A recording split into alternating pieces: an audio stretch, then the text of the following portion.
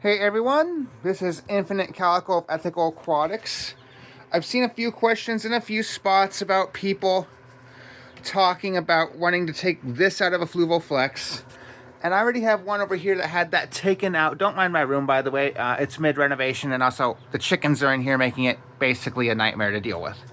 But these guys, I mean, this is a filterless one because I tried changing part of the filter and it had actually cracked the housing through here, so I ended up being unable to replace this. I ended up just,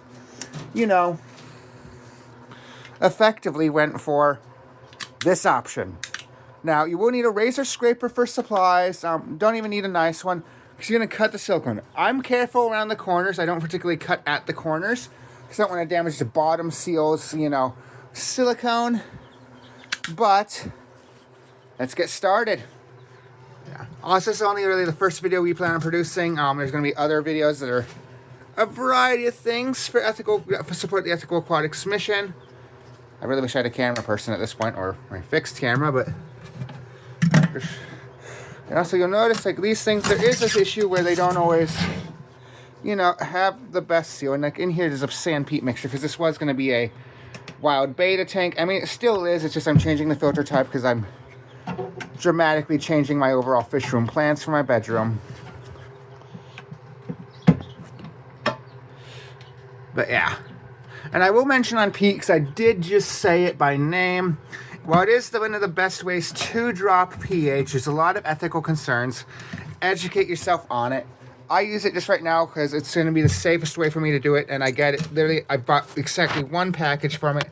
I had a massive bag. It's not coming from the Malaysian or Southeast Asian or South American palm oil plantations, but rather it's coming from somewhere in Canada. But do note that peat cannot be sustainably harvested because it basically destroys the habitat permanently, and peat takes thousands of years to form.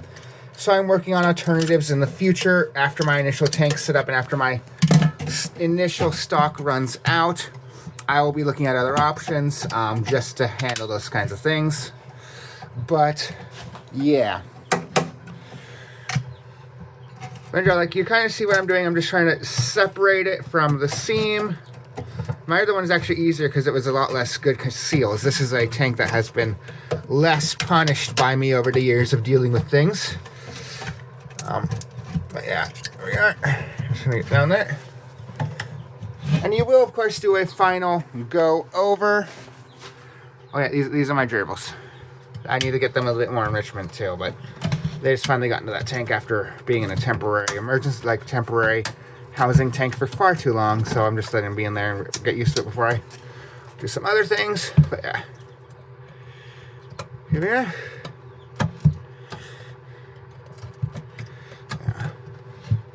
Hard part is getting the back there.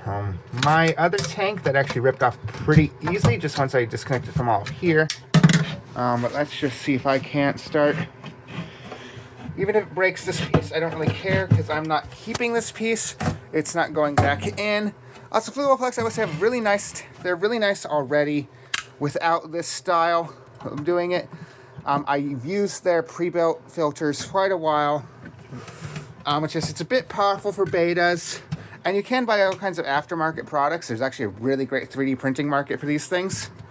It's just, I want a little bit of extra space. Avoid the risk of fry getting back here because I will be trying to breed these fish that will be going in here for conservation purposes.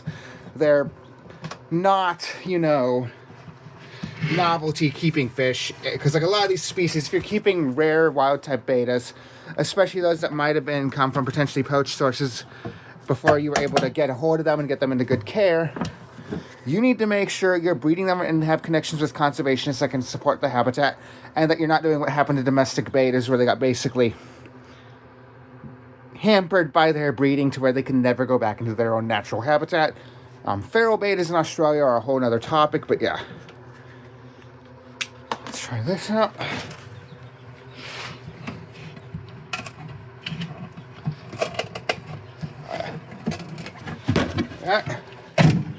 Ta-da!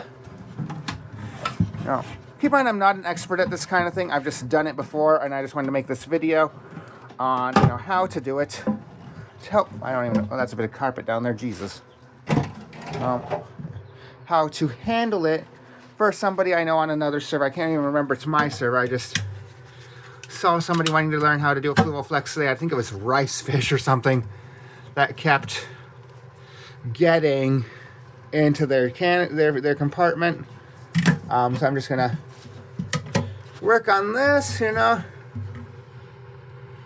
Make sure you scrape it nice. I mean, this isn't, the silicone will realistically not hurt, but it doesn't look as good. I'm going to be going for a true black water tank setting, so pH 4, and because like a lot of the rare bettas actually can't survive higher pH for too long and stay healthy, or they get really susceptible to infection, and that's why a lot of people complain about their captive bred like rubra I've seen. They complain that captive bred rubra are apparently susceptible to velvet. Well, no, you're keeping them in the wrong conditions, so their immune system isn't going to be as good as it would otherwise be. So they're not able to fight these off the way they would naturally otherwise. Which, you know, I'll eventually be working with some conservationists to put out some care videos on these fish, especially the ones that I'll be keeping for these conservation purposes with them. Also, do be aware, there are species that are straight up, if you have capped wild-caught ones, they're straight up illegal to own. These are especially big for Malaysian species and Malaysian localities of species. But yeah, as you can just kind of see, I'm just kind of getting this dealt with. I can strip all that all, clean all the actual chunks out later. But yeah, you know, it's gonna, now I do kind of personally, because I'm not an expert, leave the corners intact. I do have emergency silicone somewhere if this doesn't hold water, but, and I work at a, you know, chain store that sells the silicone. It's just, I'd rather not have to spend more money. So I'm just going to try and rather not find out after there's water in it that it's leaking, because these tanks are in my assumed to be working category, so I don't particularly auto test them. But yeah. So yeah, this other tank is right over there. I might post some comments on this, just showing what this one ends up looking like. That's the other one's probably the one that's going to look better, because it was the one that had all the best stuff that was pre-soaked. But yeah. Alright, this has been Infinite Calico with Ethical Aquatics. Y'all have a great rest of your day.